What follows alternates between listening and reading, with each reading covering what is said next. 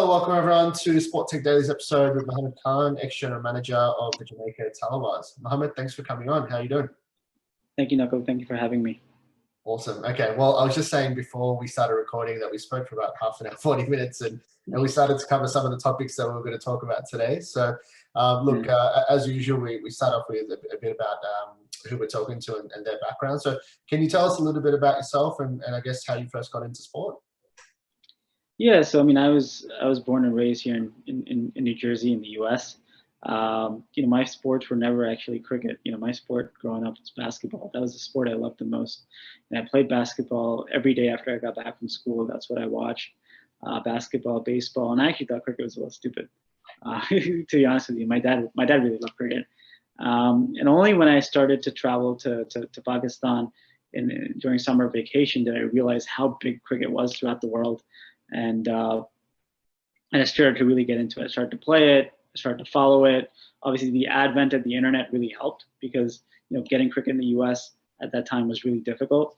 But once the internet kind of started to flow, you start to read all these articles, start to follow it on a daily basis, and obviously, like, I'm American, but obviously I'm American of Pakistani origin, and so I'm not going to support the American cricket team, whatever that is. I'm going to support Pakistan, and my dad had taught me all about the history of Pakistan cricket and things like that. So, I had this natural affiliation with sport in general because of my love for the NBA and baseball and the NFL, and then cricket was just like another part of that, right? And so, slowly got into it, and I wanted to make a career out of it. And it's almost like an against the odds, right? It's almost impossible that a kid from America who never played the game of cricket at any kind of high level would then go on to kind of manage a cricket team, would actually go on to make decisions in a cricket team. And I think the reason that happened was, I felt a sense of injustice, kind of just watching and observing cricket for a long period of time, watching the Pakistan team for a long period of time. I just felt like nobody cares about these guys. They see them as kind of tools, a means to an end. If it doesn't work, blame him, get him out, right? And players' lives, they're human beings, right?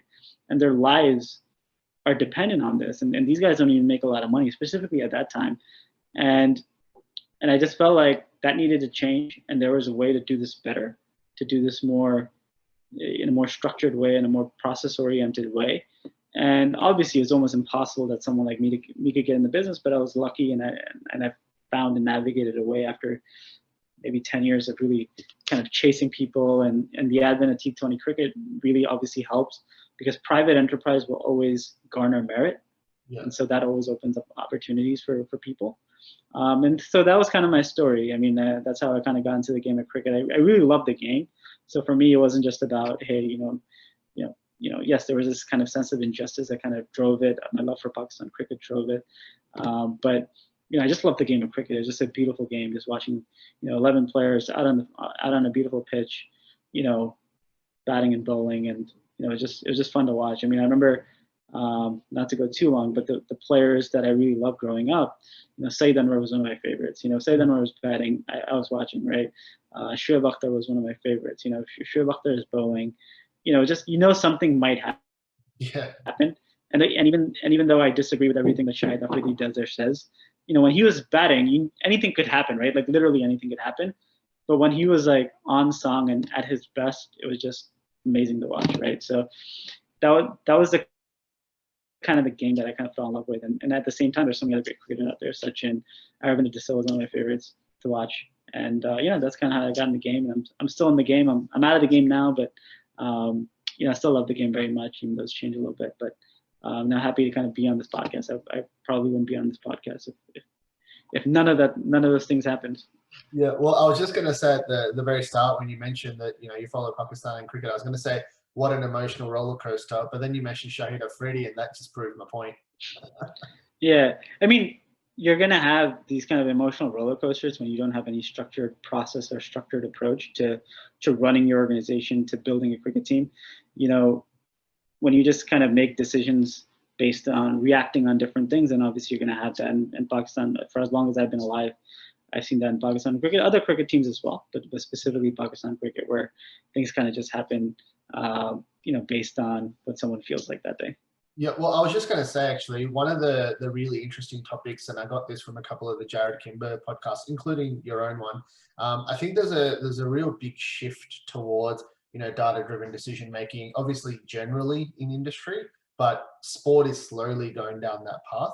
So it's funny. I think we've spoken a couple of times now for about an hour or so, and we haven't really discussed your transition from the world of finance, being a cricket fan, to then being a general manager of cricket. And maybe even I sort of jumped over the hoops that you had to sort of pass to get there. Can you tell, and a lot of the people that would listen to a podcast like this one are going to be Mm. fans, potentially based in the subcontinent that love their data and analytics, love their cricket, and want to know how they can make a career out of this. Can you tell us, I guess, well, look, instead of going through the whole journey, what was that final step, and what do you think really worked for you to finally get your crack in the industry? So I think like a lot of these stories, when you kind of break into the industry, it's just years and years of trying. There's kind of no kind of secret sauce to it. I mean, I'm out of the industry, and I'd love to kind of get back into it, but it's just really hard. It's just really hard to convince somebody that you're good enough, specifically if you don't have a name attached to you, that you're good enough to kind of be the person making these decisions. And so I'm kind of that's kind of a boring answer, not kind of like a rite of passage, if you will. But I think the thing that I did was I just really worked hard. I watched a lot of cricket. I observed it. I wrote. I kind of made my own process, and so data was really important to me. But I think data is secondary to kind of having your own process. There is actually a process to running a cricket organization. There's a process to building a cricket team. There's a process to evaluating talent. Data can inform all of those things, but you have to have that process right first, right? So let me give you an example of what process looks like. So process looks like I became the general manager of the team. What is the first thing that I do? And so the first thing that a lot of people do is they say everything that happened before me was terrible, which is why I probably got the job, because things were not really, really good. I didn't do that, and I never do that. My thing is you have to embrace your situation, right? So when you come into a general manager position, the first thing you do, you don't discard all your players. You actually embrace the players that you have. You try to understand what happened here, what are the good things, what are the bad things, and you try to fit those players into what you're trying to do. Of course, there needs to be changes, but the easiest thing to do is discard everybody. Kind of go with a revolution approach when you can do it. Move towards kind of an evolutionary approach, and that's where data is really important, because data provides insights into your decision making, right? And some of those insights can be obvious, and some of those can you need to dig a little bit more. And so the one takeaway that I will give to people that are aspiring to be in this field is, number one, you still have to watch the game, right? Having kind of the analytics part of it down doesn't mean that you don't watch the game, because I think there is a human aspect to making these decisions, right? You're dealing with players. They're human beings. They have families.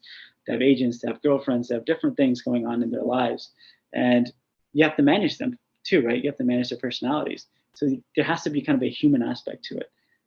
But because of the world that we're living in now with data and analytics, you have to know how to code.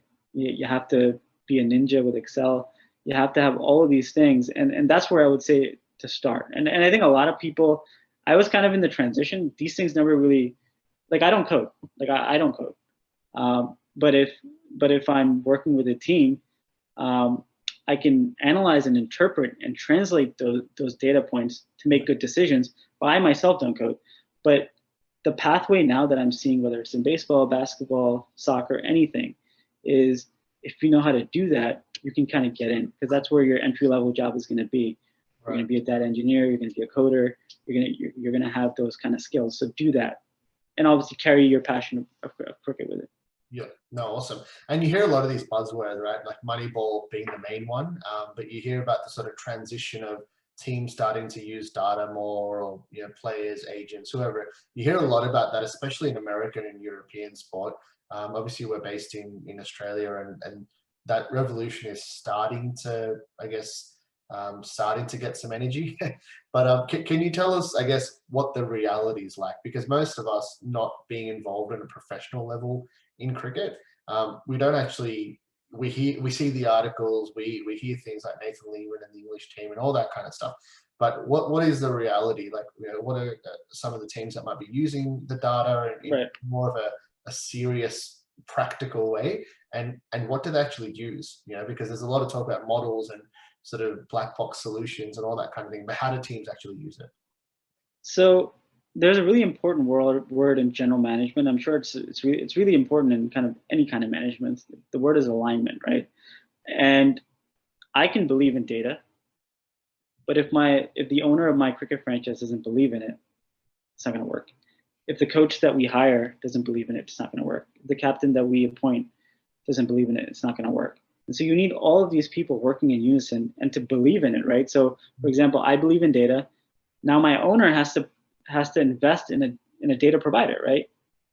He has to invest in one of the data providers that are out there, so we can have the data to interpret, right? Because in a short T20 franchise season, you're not going to be building models right then and there. You almost need the existing models right in place. Of course, you have your own internal data, but building that out is a little bit more challenging in a short period of time, right? Specifically because these franchises are very fluid. And so alignment is really important. The second part of that is which teams are using it. Well, I think a lot of teams are using it. I think some teams are using it really well. I haven't spoken to these people, but I know Islamabad United uses data, and they've been very successful. If you look at the history of the PSL, they've been probably one of the more consistent franchises. I met their owner many years ago when PSL started, and he comes from a banking and finance background, and so it was a natural transition for him to hire people that believed in it, for him to believe in it. KKR and TKR, I met some other analysts. These are really smart people. They're using this to inform their decision making, or they're using this to advise the people making the decisions. And I use it. I use it with Jamaica. I mean, I was kind of pigeonholed as the data guy, but for me, the key thing that data does is sometimes the captain is not going to want to do it, right? He's not going to want to do it. Sometimes the coach is not going to want to do it. But there's a very simple way of using data without imposing data. And you can do that if you're a general manager, because when you're building the roster, when you're going into a draft or you're going into free agency, you have all that data. So your data is going to inform how you allocate, the hundreds of thousands of dollars that you have at your disposal to sign players, right? And so when if you use the data correctly, you can kind of create this kind of mitigation of risk. You can participate in risk management, basically, right? And so even though your captain or your coach is not making decisions based on data, because there's a limited amount of players on your team, he can only do so much, right? There's only going to be 3 openers probably on your roster, right? So you can't really make they can't really make too many mistakes because they can't go outside that roster. Yeah. And so for a general manager, yes, as I said, the alignment is really important to really kind of do it right, to do it on a game-to-game basis, to really evaluate your performances and different things. But I think as a general manager, if you were to come into that position, you can easily use data to inform your decisions because and see the results of that. I think when I look back at the success that we had with the Jamaica Tallawahs, our coach was very much into data. But of course, I'm not going with data and stats to Chris Gill. I'm not doing that, yeah. Right? Because it just doesn't make sense to do that. But because we structured a roster around certain data points that made it easy for the team management to make decisions that weren't going to go outside that. We had already created kind of a parameter in the way we structured our roster and our roster construction. It's another big buzzword. Awesome. So let's talk about cricket now. Okay, so the sport itself, getting away a little bit from the data, but not too much. I think the last time we spoke about a couple of players that you think should have had more of an opportunity. And if you do look at the data and if you watch enough cricket, it's kind of mind-boggling that they didn't get the opportunities that we probably thought that they should have. feel free to go through a couple of your favorites in terms of who should have gone. Well, I think being Pakistani, I think there's a lot of guys actually. Pakistani is a treasure trove of injustices in cricket, right? Because of, again, there's so much bias, right? I think one big subject matter, and in fact, just going back to a previous question you asked, what should up and coming executives participate in? What kind of knowledge should they have? Behavioral finance, very important, because we all have these inbuilt biases that determine our decision making. Knowing what those are can help us mitigate risk, which is really important, right? So, it doesn't mean that we're going to make the right decision, but it could prevent us from making the wrong decision. In a larger kind of data set, if you will. In terms of those players, I think the name that always comes up in Pakistan cricket has been coming up for the last decade is probably Fawad Alam. Fawad had probably I think he has the best, if not, maybe the top 5 best averages in the history of Pakistani first-class cricket. He also performed in international cricket. So while he was out of the team, people always said, hey, his domestic numbers are good, but can he translate that to international cricket? Not realizing that actually when he played one-day cricket, I think he played 40 games, his average is 40. When he played test matches, he didn't play actually a lot of test matches at the time. He had an average close to 40, batted in adverse situations. So this was a guy who, by all accounts, was a rock star. That not only succeeded in domestic cricket, but he succeeded in international cricket, yet he was out of the team. Right. At the age of 36, he comes back to the Pakistan team, and he's scoring runs. Now, that's not to say that he's the best batsman. That's not to say that, Fawad is Virat Kohli or anything like that. He's not at that level. But this guy is a really good, solid, consistent batsman that was far better than the players that were playing ahead of him. But what happened? What happened to him? Well, there was a bias. The bias was that Fawad was this crabby. He had a crabby stance. He was short. He didn't look like a Pakistani batsman. He wasn't dashing. He wasn't Saeed Anwar. He wasn't Shahid Afridi. He wasn't Inzamam. He didn't have a beautiful technique. But within that technique, he was able to score runs, right? And so people are so focused on his technique, they weren't focused on, hey, he can actually play the short ball with that technique. And what does he do? He's a good judger of length, so he can lead the ball, right? He actually does get into good positions. And so people are so caught up on the bias of what he looked like rather than what he was, right? And so what failed? So the failure is not Fawad's. The failures of the Pakistan Cricket Board is that the people that they hired as chief selectors are the people that were thinking about the game in Pakistan, kind of the intellectuals of Pakistan cricket. They actually never came up with a process for selection. They actually never came up with a process for evaluating talent. Their evaluation of talent, and I think I might have mentioned this on Jared's podcast, but the evaluation of talent in Pakistan goes something like this. Let's hold a batting camp, right? Let's invite thousands of people from this city to a batting camp. Well, 1,000 kids can't bat in one day. So what do? They give each kid 2 or 3 balls to bat. How can you evaluate how good a kid is at batting with 2 or 3 deliveries? There's a myriad of different things that can happen in those deliveries that wouldn't tell you anything about him, right? Batting is about time. Even in T20 cricket, you really understand how good a batsman is when you play 40, 50, 60 balls, right? And so that's kind of the mindset. The mindset is beauty. The mindset is, oh, does this kid have a beautiful cover drive? Can he hit it over the fence? Because if he can do either of those things, then he's probably going to be a good batsman. But there's a lot more substance into run scoring. Run scoring is the key thing, and that's a data point, right? It's not the beauty of watching a bowler the way he bowls, his action. It's really what he's actually doing. Is he taking wickets? Is he scoring runs? How is he doing those things? And it's not always about the aesthetic. And cricket is, and many sports are like this. It's the aesthetic, because that's kind of how it's always been done. Watching with your eyes, and your eyes are important. We shouldn't ignore what we see with our eyes. But again, coalescing that, reconciling that with data, reconciling that with logic, and most importantly, and the thing that I think is the most important thing, as I said, is process. You have to have the right process. I think that is what a lot of teams don't do. Even Cricket Australia, even though they're far more advanced in Pakistan, maybe far more advanced in South Africa, I question their process of selecting players, of evaluating talent, and yeah, I mean, I think that's why I got into the game. That's probably one of the reasons why I'm out of the game.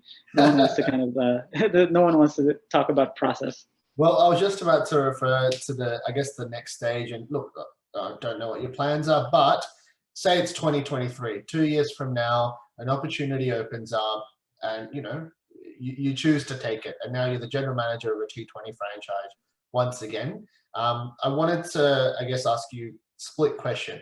Firstly, what's the number one thing that you would want to ensure you would do as soon as you get in that seat? And number two, who's an undervalued or an underrated T20 player that you would want to sign for your franchise? If I was able to, if I was to get another opportunity as a general manager of cricket franchise, I wouldn't do what I did the last time. So I was briefly the general manager of the St. Lucia Stars, and the owner of the St. Lucia Stars was, he's a different type of guy, right? And I conceded a lot of things, right? Because it's an owner, it's his team, it's his money, right? And so when he was like, I'm just going to get this guy, right? Even if I knew that that was a terrible decision, I need to fight against that. And even if that means resigning. And the last time I didn't do that. I think this time, if I ever get the opportunity again, I'm going to make sure that, hey, if you're making me your general manager, then you have to trust my decisions. That doesn't mean you have to trust them blindly. It does mean that, hey, I have to give reason, rationale, logic, numbers behind the decisions that I'm making. And then we come to a conclusion together, right? Because you can't just be you can't be making executive decisions about without kind of the purview of the owner, without the collaboration of the owner, because again, it's his money. But I think the last time I was in this position, that's something that I did, and that cost us tons of bad mistakes. Because even if I spoke up, maybe it wasn't as forceful as I should have been, because I knew that these were things that were not going to end well, and they didn't end well. In terms of what's a player, I think there's a bunch of guys, actually. I'll throw a couple out there. Honestly, there's so many really good players coming out. One player, and this is kind of a cop-out because, I scouted this player for the Talawas, and I really pushed for him to kind of get in the team, and he's now kind of blossomed long after kind of I left, is Glenn Phillips from New Zealand. I think that guy, he's a rock star, he's a superstar. When he came to the Talawas, I think his salary was like $10,000, which is nothing. I think now he's like 70, 80, and he's probably, if he is going to go and play in the IPL, he's going to be a top-rated guy. Yeah. Really good wicketkeeper, super guy, really good character. Comes in, bats at 150, not scared of anything. One of the things that, when I scouted him for the Talawas, what they were telling me, people from New Zealand were telling me this, like, hey, he's young, he's not going to be able to bat on those wickets, because like the wickets in the Caribbean are different. They don't bounce that much. They're not as well made as the ones in New Zealand. They're like, hey, he's not going to be able to play spin there. And yeah, he struggled at times, but he was always scoring runs. He's probably one of the best overseas players, in the Caribbean and in the Caribbean Premier League, and has been for a while. The other guy that I really love, and I know he's kind of gone through his bad patch, is Haider Ali. I think Haider Ali he's a superstar. I think he's, people love talking about Babar Azam, and Babar is a really good player. Haider Ali's better than Babar, in my opinion, because he's more fearless. Where Babar is kind of, even in the last game when he scored 158, he had used a 1.15 off 38 deliveries, and that's fine. You can do that. But I think what I like about Haider in a country kind of devoid of batting talent is the guy just seriously, aggressive, really confident, and he's a stroke maker that Pakistanis haven't seen in a long time.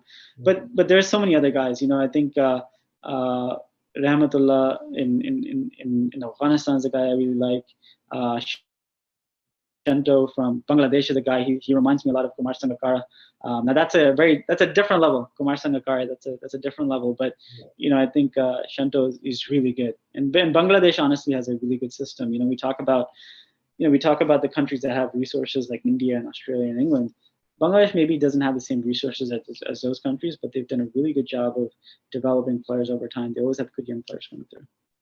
Awesome. Okay. And look, I guess to finish off, the T20 World Cup is coming up in a couple of months, predominantly based in the UAE and a couple of the other surrounding countries, I believe.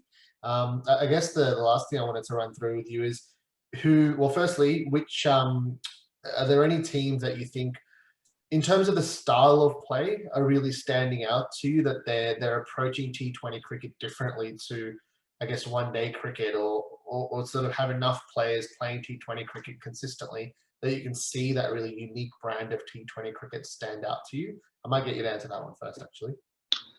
So I think with these competitions, it's important to remember they're tournaments, right? So, a team that's not as good can win one of these, right? So a team that maybe we don't fancy or we don't think that they're that good, they can come and win this tournament. On the other hand, but we're not going to talk about those teams. We're going to talk about the teams that are actually like doing really well, that are consistent, that have really good players. And I think you can look beyond England and India. I mean, I know it's the boring answer everyone wants to hear, hey, something out of the box. But, look, India has awesome players. If you look at top to bottom, they have hitters, and not hitters, like hitters with good technique in almost every position, right? They have guys that can come and change the game. Pant, Kohli, Sharma, even guys that are not on the team, Shreyas Iyer, all these, Manish Pandey, all these guys, they're stars. You have Bumrah, Pandya that can come in at the end.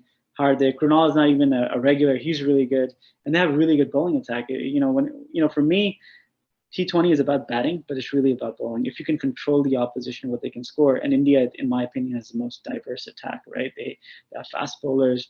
They have guys that can bowl at the death. They have two spinners who can bowl in different directions. Ashwin doesn't even play T20 cricket for India, even though he probably could, and a lot of other teams.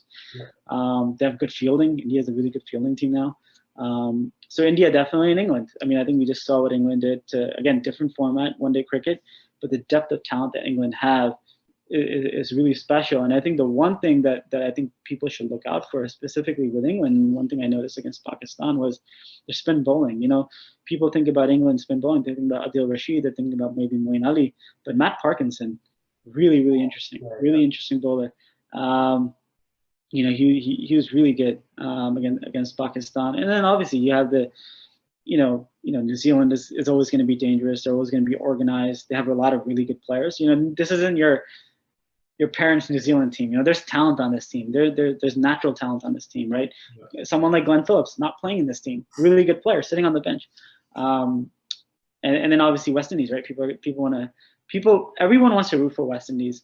And we saw what West Indies is doing against Australia right now in the Caribbean.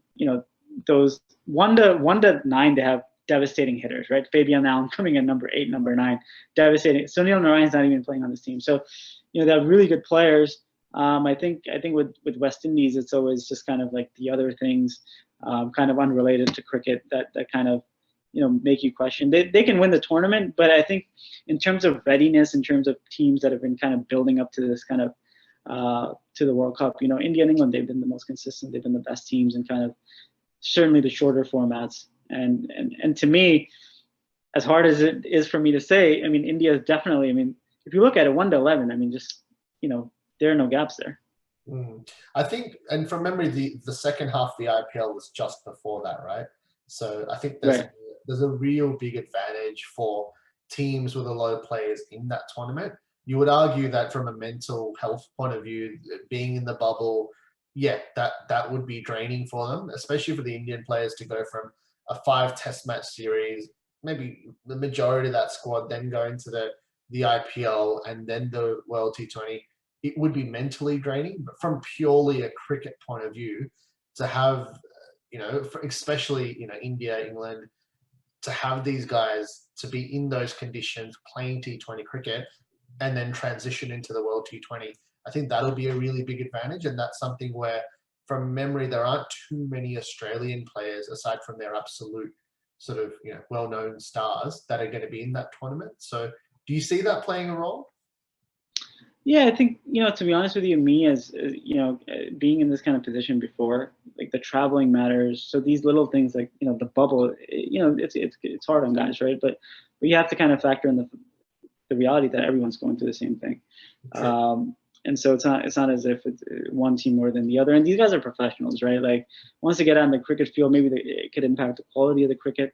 But they're there for a short period of time. It's a World Cup. And honestly, like the UAE is a great place to play. I watched a couple of games, PSL games there. It's just a great place to play, and hopefully, the fans can be there as well. I know that they're going to be playing matches in Oman, which should be pretty exciting. Yeah. Never played in Oman. Sharjah is a great stadium, very intimate. Never been there, but watched a lot of cricket on TV in Sharjah. So it should be fun. I do want to give a shout out to Pakistan cricket, because being a Pakistan, of course, I want Pakistan to do well. Pakistan has a lot of really good players. They have a lot of really good players. They can be so good, but I think they gotta pick the best 11. They gotta structure that 11 the right way. The one thing that I will say is that it's great to see Mohammad Rizwan getting the recognition that he deserves. Yeah. People just view him as this kind of hardworking cricketer. Pakistan moved him up to the opening position. He's done really well there. So I think, with him and Babar, maybe Sharjeel Fakhar at the top of the order, they have some guys that can score runs, and if they put runs on the board. And I think Amir, if he comes back, their attack would be more well-rounded. I wouldn't say Amir is a savior because I don't think he's at the level that he was before he got banned. But there's a really good team in there. There's a really good team in Pakistan. There's a lot of good young players coming up. I know this is really sidetracking, but I just want to mention Shahnawaz Dhani, who's a really good young fast bowler who's come from Pakistan now, coming from a really small city, Larkana, where I don't think any cricketers come from before.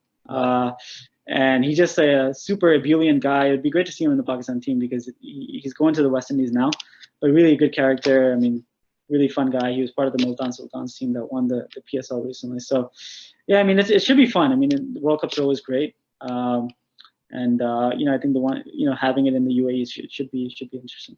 Yeah, I think the fact that we're going there's a lot of international T20 cricket on at the moment in preparation for that.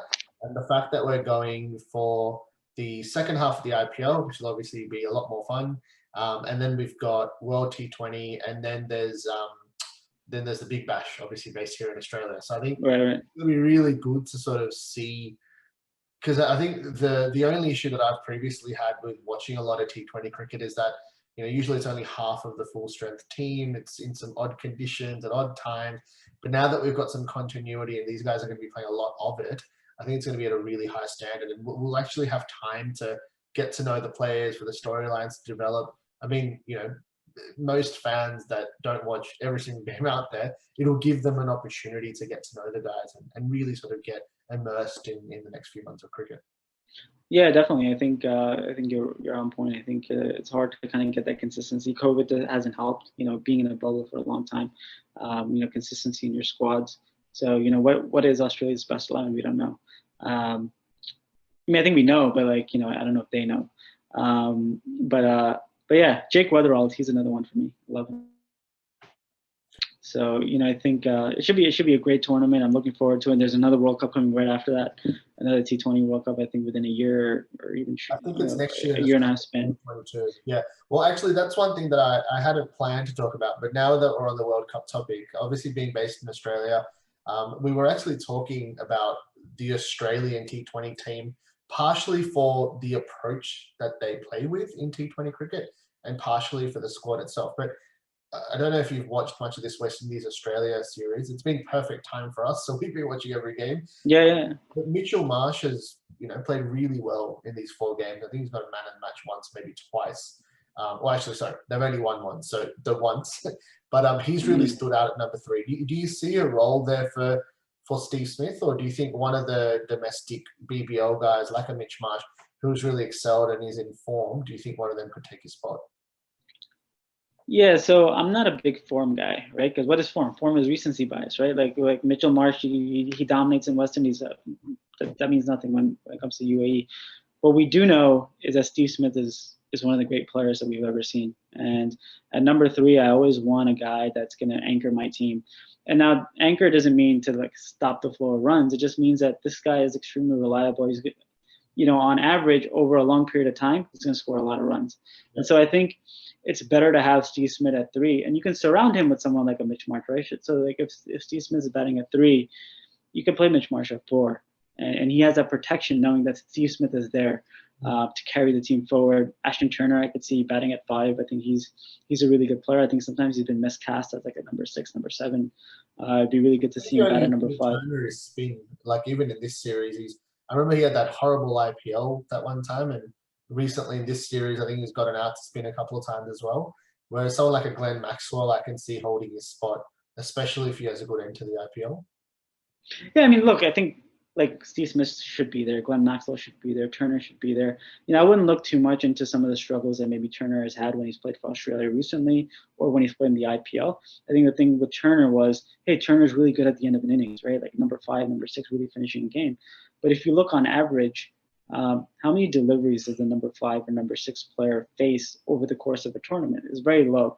So I think there's going to be always going to be a fluctuation in their performance. It's really hard to maintain a steady performance from those numbers, right? So even though he's really good at that, he's probably one of the best guys at that.